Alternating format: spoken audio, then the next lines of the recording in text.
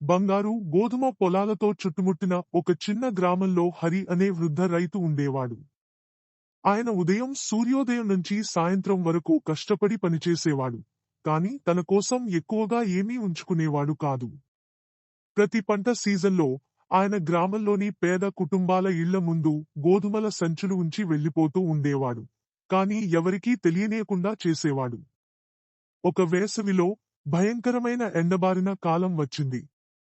పొలాలు ఎండిపోయాయి. ఆకలితో ప్రజలు బాధపడ్డారు.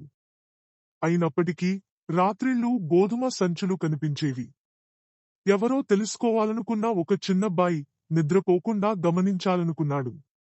తెల్లవారుజామున హరి తన అలసిన భుజాలపై సంచులు మోసుకుని నిశ్శబ్దంగా ప్రతి ఇంటి ముందు ఉంచుతున్నాడని చూశాడు. ఆ అబ్బాయి పరుగెత్తి వెళ్లి అడిగాడు, మీ దగ్గర కూడా తక్కువగా ఉన్నప్పుడు ఎందుకు ఇస్తున్నారు? హరి చిరునవ్వుతో, ఆకలి అనేది నేను మోసే ఏ సంచికన్నా భారంగా ఉంటుంది.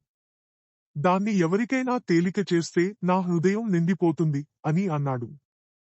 ఆ విషయం తెలుసుకున్న గ్రామస్తులు తాము కలిగిన కొద్దిపాటి ఆహారాన్ని పంచుకున్నారు. ఆ రోజు నుంచి ఎవరు ఆకలితో ఉండలేదు. హరి దయ గోధుమల కంటే గొప్పదాన్ని పెంచింది. ఏకత, నీతి, దయ అనే విత్తనం అంతులేని పంటను ఇస్తుంది.